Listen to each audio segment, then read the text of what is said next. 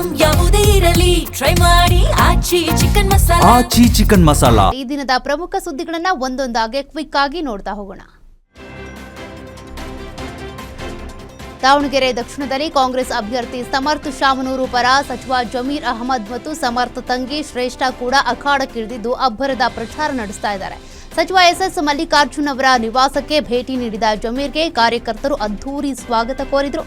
Muslim ಮತಗಳ ಓಲೈಕೆಗಾಗಿ ಜಮೀರ್ ಆಗಮನ ಕಾಂಗ್ರೆಸ್ನಲ್ಲಿ ಹೊಸ ಸಂಚಲನ ಮೂಡಿಸಿದೆ.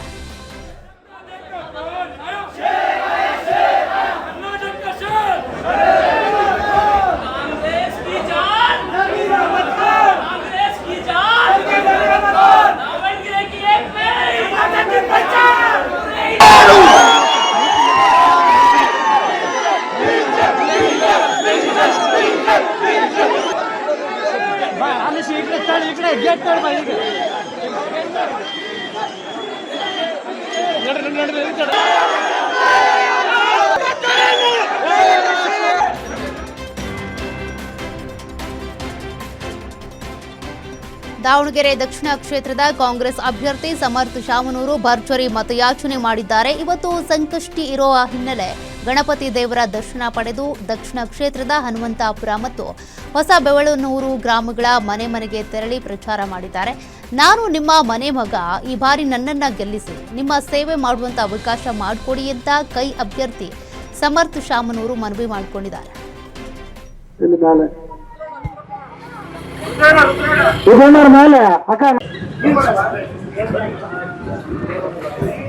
ನಮಸ್ಕಾರ ರೀ.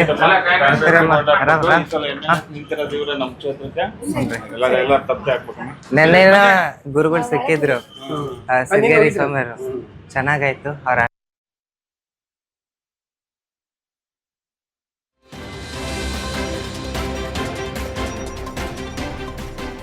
ಇತ್ತ ಬಾಗಲಕೋಟೆಯಲ್ಲಿ ಕಾಂಗ್ರೆಸ್ ಅಭ್ಯರ್ಥಿ ಉಮೇಶ್ ಮೇಟಿ ಪರ ಪ್ರಚಾರ ಜೋರಾಗಿದೆ. ಇವತ್ತು ಶಾಸಕ ವಿಜಯಾನಂದ ಕಾಶಪ್ಪನವರ್ ಭರ್ಜರಿ ಪ್ರಚಾರ ಮಾಡಿದ್ದು ಗ್ರಾಮಗಳಿಗೆ ತೆರಳಿ ತೆರೆದ ವಾಹನದಲ್ಲಿ ಅಬ್ಬರಿಸಿದ್ರು.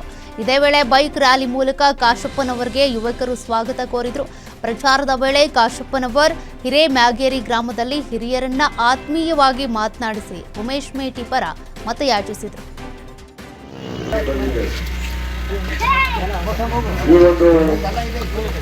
ಪ್ರಚಾರ ಸಭೆಯಲ್ಲಿ ಉಪಸ್ಥಿತರಿರುವಂತಹ ಚುನಾವಣೆಯ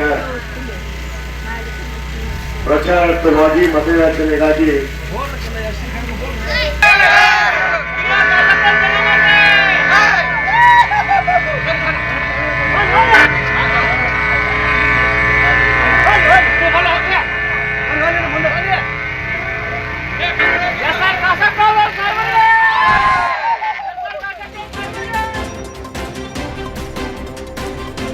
ಬೆಂಗಳೂರಿನಲ್ಲಿ ಆಟೋ ಚಾಲಕರ ಬದುಕು ಈಗ ಬೀದಿಗೆ ಬಂದಿದೆ. ಕಳೆದ ಕೆಲವು ದಿನಗಳಿಂದ ನಗರದಲ್ಲಿ ಆಟೋ ಗ್ಯಾಸ್ ಸಮಸ್ಯೆ ದಿನದಿಂದ ದಿನಕ್ಕೆ ಉಲ್ಬಣಗೊಳ್ತಾ ಇದೆ.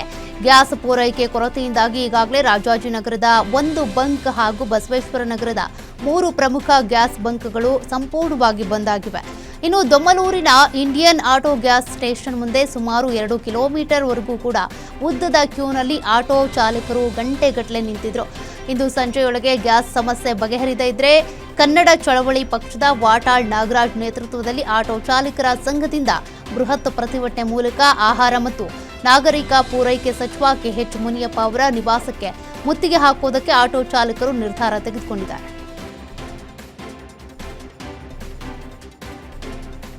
ಮಧ್ಯಪ್ರಾಚ್ಯ ರಾಷ್ಟ್ರಗಳಲ್ಲಿ ಯುದ್ಧ ಹಿನ್ನೆಲೆ ರಾಜ್ಯದಾದ್ಯಂತ ಆಟೋ ಗ್ಯಾಸ್ ಸಮಸ್ಯೆ ಎದುರಾಗಿದೆ. ಬಳ್ಳಾರಿಯ 7 ಬಂಕ್ಗಳಲ್ಲಿ ಗ್ಯಾಸ್ ಖಾಲಿಯಾಗಿದ್ದು ಗ್ಯಾಸ್ ಸಿಗದೆ ಆಟೋ ಚಾಲಕರು ಪರದಾಡ್ತಿದ್ದಾರೆ.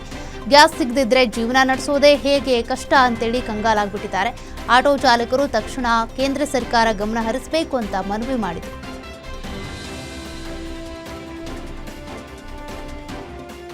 ಚಿಕ್ಕಬಳ್ಳಾಪುರದಲ್ಲಿ ಕಮರ್ಷಿಯಲ್ ಗ್ಯಾಸ್ ಕೊರತೆ ಮುಂದುವರೆದಿದ್ದು ಹೋಟೆಲ್ಗಳಲ್ಲಿ ತರಕಾರಿ ತೆಗೆದುಕೊಳ್ಳದಂತಹ ಪರಿಸ್ಥಿತಿ ಇದೆ ಈಗ. ಹೀಗಾಗಿ ರೈತರು ಸಂಕಷ್ಟಕ್ಕೆ ಸಿಲುಕಿದ್ದಾರೆ. ರೈತರು ಬೆಳೆದಂತ ತರಕಾರಿಗಳು ಸೇಲ್ ಆಗ್ತಿಲ್ಲ.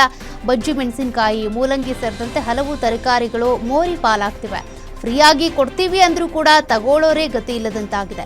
1 ಎಕರೆಯಲ್ಲಿ ಮೆಣಸಿನಕಾಯಿ, ಮೂಲಂಗಿ ಬೆಳೆಯೋದಕ್ಕೆ 2 ಲಕ್ಷ ಹಣ ಬೇಕು. ಬೆಳೆದ ಬೆಳೆಯಲ್ಲಿ 1 ರೂಪಾಯಿ ಕೈಗೆ ಬಾರದಂತಾಗಿದೆ ಅಂತ ರೈತರು ತಮ್ಮ ಅಳಲು ತೋಡ್ಕೊಂಡಿದ್ದಾರೆ.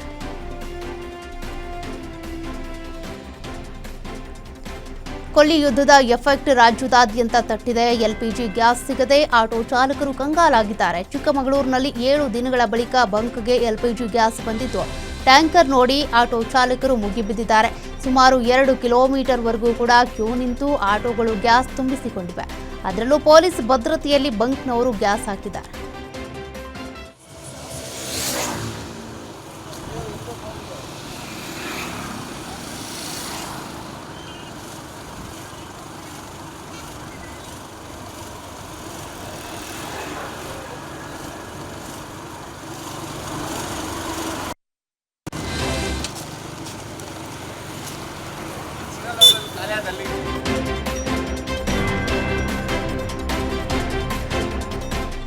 ರಾಜ್ಯದ ರೈತರಿಗೆ ಮಧ್ಯಪ್ರಾಚ್ಯ ಯುದ್ಧ ಭಾರೀ ಪೆಟ್ಟು ಕೊಡ್ತಾ ಇದೆ.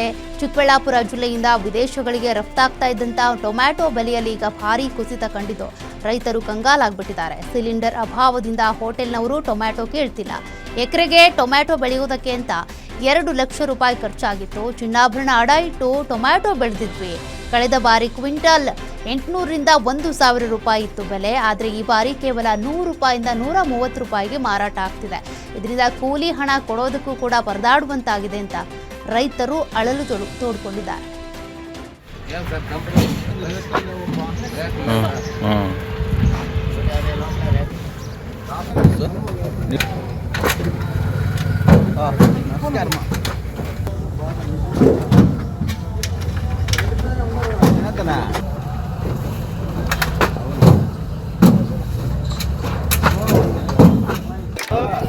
ಇವತ್ತು ಹೆಂಗೆ ಹೇಳೋಕ್ಕಾಗಲ್ಲ. ನಿಮ್ಗೆ ಎಷ್ಟು ಬೇಕಾದ್ರೂ 9-9:30 ಆಗ್ತದೆ.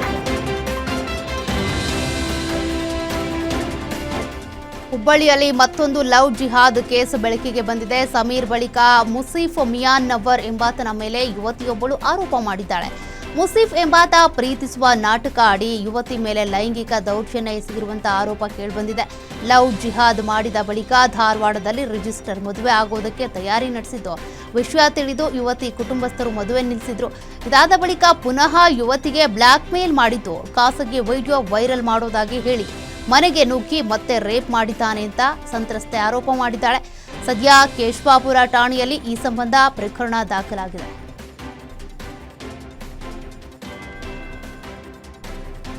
ಹುಬ್ಬಳ್ಳಿಯಲ್ಲಿ ಜಿಮ್ನಲ್ಲಿ ಲವ್ ಜಿಹಾದ್ ಆರೋಪ ಕೇಸ್ಗೆ ಸಂಬಂಧಪಟ್ಟಂತೆ ಮತ್ತೊಂದು ವಿಡಿಯೋ ರಿಲೀಸ್ ಆಗಿದೆ.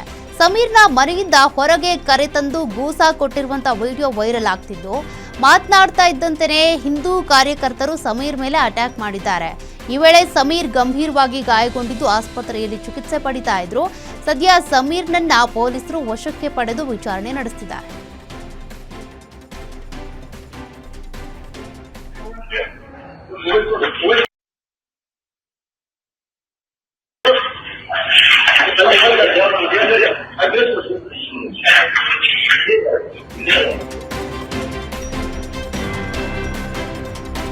ಕೊಡಗು ಜಿಲ್ಲೆಯ ಪ್ರಸಿದ್ಧ ಪ್ರವಾಸಿ ತಾಣ ತಡಿಯಂಡಮೋಳ್ ಬೆಟ್ಟಕ್ಕೆ ಟ್ರೆಕ್ಕಿಂಗ್ಗೆ ತೆರಳಿದ್ದಂಥ ಕೇರಳ ಮೂಲದ ಶರಣ್ಯ ನಾಪತ್ತೆಯಾಗಿದ್ದು 4 ದಿನಗಳು ಕಳೆದರೂ ಕೂಡ ಹುಡುಕಾಟದ ನಂತರವೂ ಪತ್ತೆಯಾಗಿಲ್ಲ.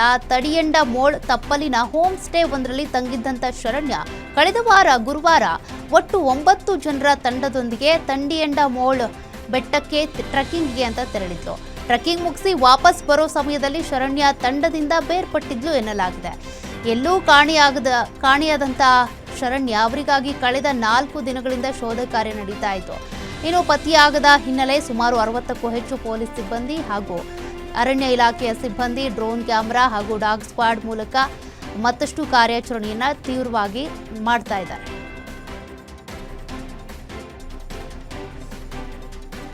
ಇವತ್ತು ಬೆಂಗಳೂರಿನ ಚಿನ್ನಸ್ವಾಮಿ ಕ್ರೀಡಾಂಗಣದಲ್ಲಿ ಹೈ ವೋಲ್ಟೇಜ್ ಮ್ಯಾಚ್ ಇದೆ.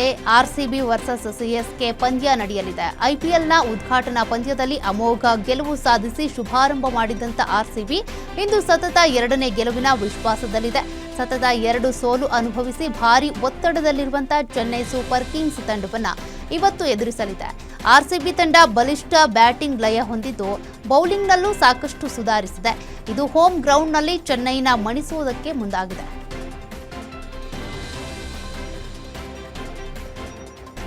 ಇವತ್ತು ಬೆಂಗಳೂರಿನ ಚಿನ್ನಸ್ವಾಮಿ ಕ್ರೀಡಾಂಗಣದಲ್ಲಿ ಹೈ ವೋಲ್ಟೇಜ್ ಮ್ಯಾಚ್ ಇದೆ. ಆರ್ಸಿಬಿ ವರ್ಸಸ್ ಸಿಎಸ್ಕೆ ಪಂದ್ಯ ನಡೆಯಲಿದ್ದು ಆರ್ಸಿಬಿ ಗೆಲುವಿಗಾಗಿ 3.5 ವರ್ಷದ ಬಾಲಕ ವಿಶ್ ಮಾಡಿದ್ದಾನೆ. ಜರ್ಸಿ ತೊಟ್ಟು ಬೌಲಿಂಗ್ ಮಾಡಿ ಕಪ್ ಹಿಡಿದು ಫೋಟೋಶೂಟ್ ಮಾಡಿಸೋದರ ಜೊತೆಗೆ ಕನ್ನಡ ಪ್ರೇಮವನ್ನು ಮೆರೆದಿದ್ದಾನೆ. ಬೆಂಗಳೂರಿನ ವಿದ್ಯಾರಣ್ಯಪುರದ ಲಿಶಾನ್ ಡಿ ಜೈನ್ IPLನಲ್ಲಿ RCB ಕಿಂಗ್ ಆಗಲಿ ಅಂತ ಹಾರೈಸಿದ್ದಾನೆ.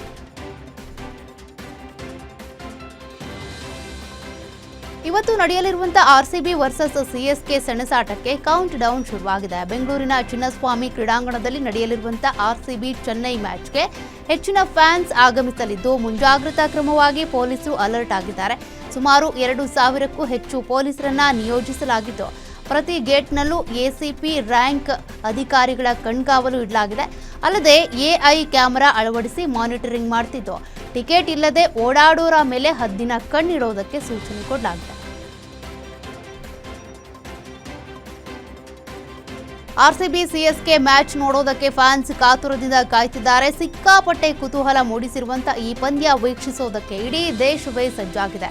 ಅದರಲ್ಲೂ RCB ಫ್ಯಾನ್ಸ್ ನಾವು ಗೆದ್ದೇ ಗೆಲ್ತೀವಿ ಅಂತ ಚಿಯರ್ ಅಪ್ ಮಾಡ್ತಿದ್ದಾರೆ. ಅದರಲ್ಲೂ ಕೆಲ ಫ್ಯಾನ್ಸ್ ಟಾಸ್ ಯಾರು ಗೆಲ್ತಾರೆ ಎಂಬುದರ ಮೇಲೆ ಡಿಸೈಡ್ ಆಗುತ್ತೆ. RCB ಮೊದಲು ಫೀಲ್ಡಿಂಗ್ ಆಯ್ಕೆ ಮಾಡಿದ್ರೆ ಉತ್ತಮ, ಒಂದು ವೇಳೆ ಬ್ಯಾಟಿಂಗ್ ಆಯ್ಕೆ ಮಾಡಿದ್ರೆ 200 ಟಾರ್ಗೆಟ್ ನೀಡಬೇಕು ಅಂತ ಹೇಳಿದ್ದಾರೆ. ಅಲ್ಲದೆ ಈ ಸಲ ಕೂಡ ಕಪ್ ನಮ್ಮದೇ ಅಂತೇಳಿ ಅಭಿಮಾನಿಗಳು ಹಾರೈಸಿದ್ದಾರೆ. ನೋಡಿದ್ರೆ ಬೇರೆ ಇವತ್ತು ಟಾಸ್ ಯಾರು ಇದೆ ಅದ್ರ ಮೇಲೆ 90% ಡಿಪೆಂಡ್ ಆಗುತ್ತೆ. ಯಾಕಂದ್ರೆ ಕಳೆದ 8 ಮ್ಯಾಚಲ್ಲಿ 2 ಮ್ಯಾಚ್ ಬರೀ ಚೇಸಿಂಗ್, 6 ಮ್ಯಾಚ್ ಚೇಸಿಂಗ್ಲೇ ಗೆಲ್ತಿರೋದು, 2 ಮ್ಯಾಚ್ ಮಾತ್ರ ಓಪನಿಂಗ್ ಬ್ಯಾಟ್ ಗೆದ್ದಿರೋದು. ಸೊ ಅದರಿಂದ ಟಾಸ್ ಮೇಲೆ ಡಿಪೆಂಡ್ ಆಗುತ್ತೆ ಈ ಸಲ. ಟಾಸ್ ಇನ್ ಕೇಸ್ ಚೆನ್ನೈ ಗೆದ್ರೆ ಇನ್ ಕೇಸ್ ಅವರು ಫೀಲ್ಡಿಂಗೇ ತಗೊಳ್ಳೋದು, RCB ಗೆದ್ರು ಫೀಲ್ಡಿಂಗೇ ತಗೊಳ್ಳೋದು. ಸೊ 2+ ಮೇಲೆ ಹೊಡೆದ್ರು ಎರಡು ಟೀಮ್ಗೂ ಚೇಸ್ ಮಾಡೋ ಎಬಿಲಿಟಿ ಎರಡಕ್ಕೂ ಇದೆ. ಸೊ ಅದರಿಂದ ಟಾಸ್ ಮೇಲೆ ಡಿಪೆಂಡ್ ಆಗುತ್ತೆ ಇವತ್ತು. ಸರ್ ನೀವು ಹೇಳೋದು ಟಾಸ್ ಯಾರು ಗೆದ್ರು ಕೂಡ ಫೀಲ್ಡಿಂಗ್ ಮಾತ್ರ ತಗೊಳ್ಳೋದು. ಮಾಡಲ್ T20 ಆಗ್ಬಿಡ್ತು ಇವತ್ತು. ಎಷ್ಟು ಹೊಡೆದ್ರು ರಿಟರ್ನ್ ಹೊಡೆಯೋ ಕೆಪಾಸಿಟಿ ಇದೆ. ಸೊ ನಾವು ಒಂದು 5 ವರ್ಷ ಬ್ಯಾಕ್ ನೋಡಿದ್ರೆ ಬೇರೆ ಥರ ಇತ್ತು T20, ಬಟ್ ಇವತ್ತು ಹಂಗಿಲ್ಲ. ಇವತ್ತು ರಾಜಸ್ಥಾನ್ ಟೀಮಲ್ಲಿ ಸೂರ್ಯವಂಶಿ ಇರ್ಬೋದು.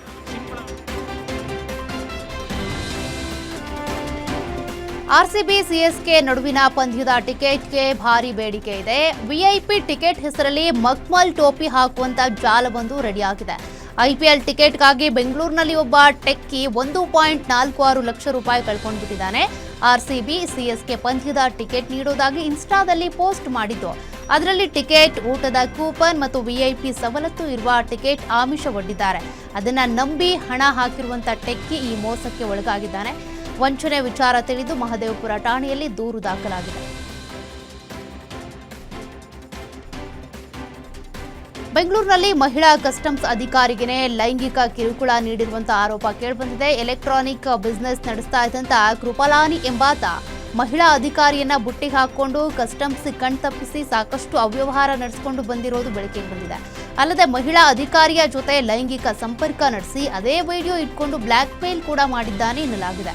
ಸದ್ಯ ಆರೋಪಿ ವಿರುದ್ಧ ಕೇಸ್ ದಾಖಲಿಸಿದ್ದು ಪೊಲೀಸರು ತನಿಖೆ ಮುಂದುವರೆಸಿದ್ದಾರೆ.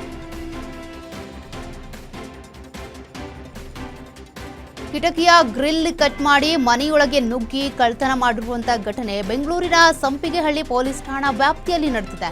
ಒಂದೇ ಬಿಲ್ಡಿಂಗ್ನಲ್ಲಿ 2 ಬಾರಿ ಕಳ್ಳತನ ಮಾಡಿ ಅಲ್ಯೂಮಿನಿಯಂ ಕಿಟಕಿಗಳು, ಎಲೆಕ್ಟ್ರಿಕ್ ಕೇಬಲ್ ಸೇರಿದಂತೆ ಸುಮಾರು 1.5 ಲಕ್ಷ ರೂಪಾಯಿ ಮೌಲ್ಯದ ವಸ್ತುಗಳನ್ನು ಕಳ್ಳತನ ಮಾಡ್ಕೊಂಡು ಹೋಗಿದ್ದಾರೆ. ಇನ್ನು ಕಳ್ಳರ ಕೃತ್ಯ ಮೊಬೈಲ್ನಲ್ಲಿ ಸೆರೆಯಾಗಿದ್ದು ವಿಡಿಯೋ ಸಮೇತ ಮೊಹಮ್ಮದ್ ಅಯೂಬ್ ಎಂಬುವರು ಸಂಪಿಗೆಹಳ್ಳಿ ಠಾಣೆಗೆ ದೂರು ಕೊಟ್ಟಿದ್ದು, ಕಳ್ಳರ ಚಹರೆ ಸ್ಪಷ್ಟವಾಗಿ ಕಂಡರೂ ಪೊಲೀಸರು ಮಾತ್ರ ಜಾಣ ಮೌನಕ್ಕೆ ಶರಣಾಗಿದ್ದಾರೆ ಎಂಬ ಆರೋಪ ಕೇಳಿಬಂದಿದೆ. ಸಾಕ್ಷ್ಯಗಳಿದ್ರೂ ಕೂಡ ಆರೋಪಿಗಳನ್ನ ಬಂಧಿಸಿಲ್ಲ ಅಂತ ಆಕ್ರೋಶ ಹೊರಹಾಕಿದ್ದಾರೆ.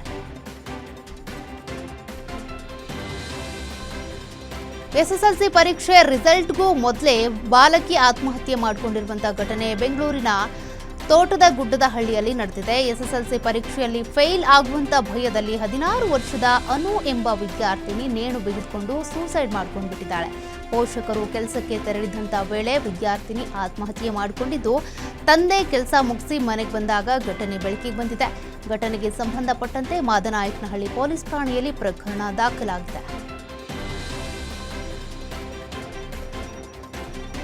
ಯುವಕನಿಗೆ ಚಾಕು ಇರಿದು ಬರ್ಬರ ಹತ್ಯೆ ಮಾಡಿರುವಂತಹ ಘಟನೆ ನೆಲಮಂಗಲ ತಾಲೂಕಿನ ರಾಯರಪಾಳ್ಯದಲ್ಲಿ ನಡೆದಿದೆ. 23 ವರ್ಷದ ಅಪರಿಚಿತ ಯುವಕನಿಗೆ ಎಲ್ಲಂದರಲ್ಲಿ ಹತ್ಯೆಗೈದು ಆರೋಪಿಗಳು ಪರಾರಿಯಾಗಿದ್ದಾರೆ.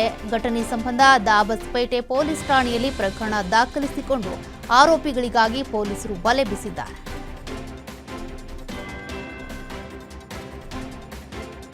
ಕಾರು ಲಾರಿ ನಡುವೆ ಭೀಕರ ಅಪಘಾತ ಸಂಭವಿಸಿ ಇಬ್ಬರು ಸ್ಥಳದಲ್ಲೇ ಮೃತಪಟ್ಟಿರುವ ಘಟನೆ ಚಿತ್ರದುರ್ಗ ಜಿಲ್ಲೆ ರಾಜಾಪುರ ಬಳಿ ನಡೆದಿದೆ. ಬೆಂಗಳೂರು ಕಡೆಯಿಂದ ಬಳ್ಳಾರಿ ಕಡೆ ಹೋಗ್ತಿದ್ದಂತ ವೇಳೆ ಅಪಘಾತ ಸಂಭವಿಸಿದ್ದು ರವಿಚಂದ್ರ ಹಾಗೂ ಸಂತೋಷ್ ಇಬ್ಬರೂ ಮೃತಪಟ್ಟಿದ್ದಾರೆ. ಇನ್ನು ಸ್ಥಳಕ್ಕೆ ರಾಂಪುರ ಪಿಎಸ್ಐ ಬಾಹುಬಲಿ ಅವರು ಭೇಟಿ ನೀಡಿದ್ದು ಪರಿಶೀಲನೆ ನಡೆಸಿದ್ದಾರೆ.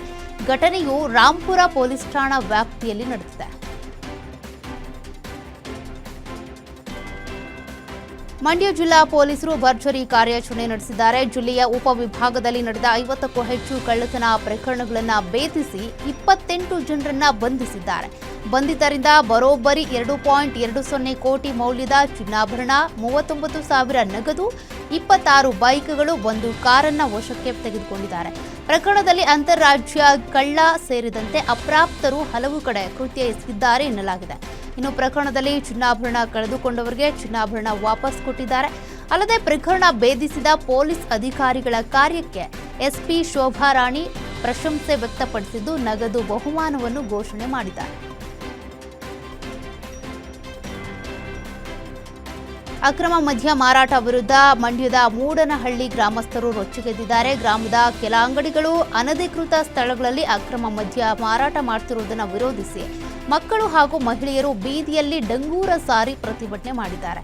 ಅಕ್ರಮ ಮದ್ಯ ಮಾರಾಟ ದಂಧೆಗೆ ಸ್ಥಳೀಯ ಅಬಕಾರಿ ಅಧಿಕಾರಿಗಳು ಬೆಂಬಲ ನೀಡುತ್ತಿದ್ದಾರೆ ಅಂತ ಆರೋಪಿಸಿ ಮೆರವಣಿಗೆ ಮೂಲಕ ಅಬಕಾರಿ ಕಚೇರಿಗೆ ಮುತ್ತಿಗೆ ಹಾಕಿ ಪ್ರತಿಭಟನೆ ಮಾಡಿದರು. ಅಕ್ರಮ ಮದ್ಯ ಮಾರಾಟದ ವಿರುದ್ಧ ಮಹಿಳೆಯರ ಆಕ್ರೋಶ ವ್ಯಕ್ತಪಡಿಸಿದ್ದು ಮದ್ಯಮುಕ್ತ ಗ್ರಾಮ ಮಾಡುವಂತೆ ಸ್ಥಳೀಯರು ಪಟ್ಟು ಹಿಡಿದಿದ್ದಾರೆ.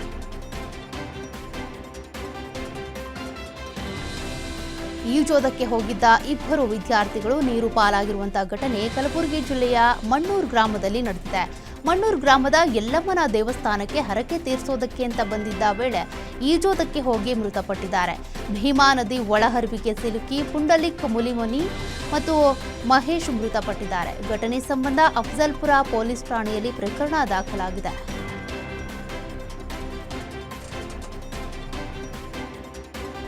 ಕೆರೆಯಲ್ಲಿ ಮೀನು ಹಿಡಿಯುವುದಕ್ಕೆ ಹೋಗಿದ್ದ ಯುವಕ ನೀರು ಪಾಲಾಗಿರುವಂತಹ ಘಟನೆ ತುಮಕೂರಿನಲ್ಲಿ ನಡೆದಿದೆ. ತಿಪಟೂರಿನ ಸಾರ್ತಹಳ್ಳಿ ಗ್ರಾಮದ ಕೆರೆಯಲ್ಲಿ ದುರಂತ ನಡೆದಿದ್ದು ಅಗ್ನಿಶಾಮಕ ದಳ ಸಿಬ್ಬಂದಿ ಮೃತದೇಹ ಹೊರತೆಗೆದಿದ್ದಾರೆ. ಮೃತ ಲಿಂಗರಾಜು ಗುಬ್ಬಿ ತಾಲೂಕಿನ ಹೊನ್ನಕಂಬಿಹಟ್ಟಿಯ ಗ್ರಾಮದ ನಿವಾಸಿಯಾಗಿದ್ದು ಗೊಲ್ಲರಹಟ್ಟಿಯ ಜಾತ್ರೆಗೆ ಬಂದಿದ್ದ ವೇಳೆ ಈ ದುರಂತ ನಡೆದಿದೆ. ಹೊನ್ನವಳ್ಳಿ ಪೊಲೀಸ್ ಠಾಣೆಯಲ್ಲಿ ಪ್ರಕರಣ ದಾಖಲಾಗಿದೆ.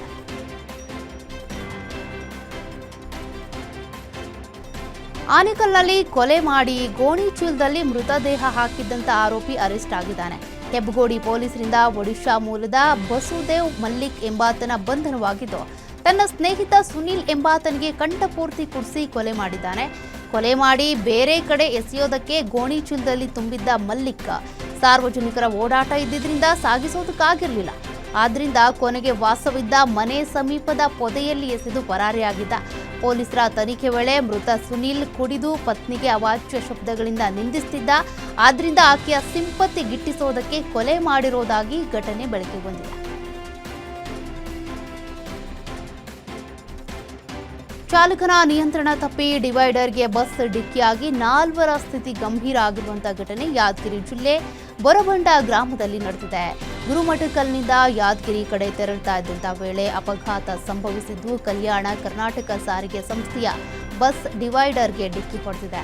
ಅಪಘಾತದಲ್ಲಿ 4 ಸ್ಥಿತಿ ಗಂಭೀರವಾಗಿದ್ದು ಗುರುಮಠಕಲ್ ಆಸ್ಪತ್ರೆಗೆ ದಾಖಲಿಸಿ ಚಿಕಿತ್ಸೆ ಕೊಡಿಸಲಾಗುತ್ತಿದೆ.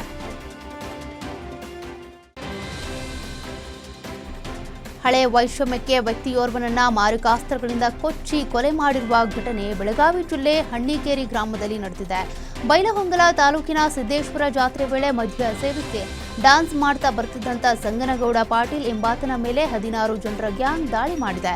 ಕೊಲೆಗೆ ಸಂಬಂಧಿಸಿದಂತೆ ದೇಮಪ್ಪ ಬಸಲಿಂಗಪ್ಪ ಬಳಗನ್ನವರ್, ಮಂಜುನಾಥ್ ಮಾರುತಿ ಬಳಗನ್ನವರ್ ಸೇರಿದಂತೆ 8 ಜನರನ್ನ ಬಂಧಿಸಲಾಗಿದೆ. ಇನ್ನು ಸ್ಥಳಕ್ಕೆ ಪೊಲೀಸರು ಭೇಟಿ ನೀಡಿ ಪರಿಶೀಲನೆ ನಡೆಸಿದ್ದಾರೆ. ಘಟನೆ ಸಂಬಂಧ ಬೈಲಹೊಂಗಲ ಪೊಲೀಸ್ ಠಾಣೆಯಲ್ಲಿ ಕಂಪ್ಲೇಂಟ್ ದಾಖಲಾಗಿದೆ.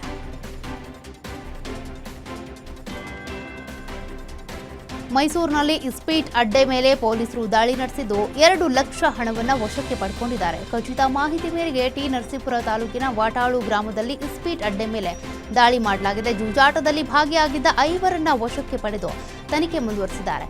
ಈ ಸಂಬಂಧ ಟಿ ನರಸೀಪುರ ಪೊಲೀಸ್ ಠಾಣೆಯಲ್ಲಿ ಪ್ರಕರಣ ದಾಖಲಾಗಿದೆ.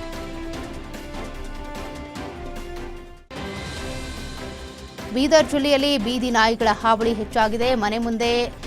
ಮನೆ ಮುಂದೆನೆ ಆಟ ಆಡ್ತಾ ಇದ್ದಂಥ ಮಕ್ಕಳ ಮೇಲೆ ಬೀದಿ ನಾಯಿಗಳು ದಾಳಿ ಮಾಡಿರುವಂತಹ ಘಟನೆ ಬಸವ ಕಲ್ಯಾಣದ ಚಾವಸ್ ಗಲ್ಲಿಯಲ್ಲಿ ನಡೆದಿದೆ. ನಾಯಿಗಳು ಬರ್ತಾ ಇದ್ದಂತೆ ಆಟ ಆಡ್ತಿದ್ದಂಥ ಮಕ್ಕಳು ಹೆದರಿಕೊಂಡು ಮನೆಗೆ ಓಡಿ ಹೋಗಿದ್ದು, ಇಬ್ಬರಿಗೆ ನಾಯಿಗಳು ಓಡಿಸ್ಕೊಂಡು ಹೋಗಿ ಕಚ್ಚಿವೆ. ಈ ದೃಶ್ಯ ಸಿಸಿ ಕ್ಯಾಮೆರಾದಲ್ಲಿ ಸೆರೆಯಾಗಿದೆ. ಇನ್ನು ಬೀದರ್ನ ಬಿಸಿ ನಾಯಿ ಹಾವಳಿ ಕಾಟ ಹೆಚ್ಚಾಗ್ಬಿಟ್ಟಿದೆ. ಈ ಹಿನ್ನೆಲೆ ಬೀದಿ ನಾಯಿಗಳನ್ನ ನಿಯಂತ್ರಿಸುವಂತೆ ನಗರಸಭೆಗೆ ಸ್ಥಳೀಯರು ಮನವಿ ಮಾಡಿದ್ದಾರೆ.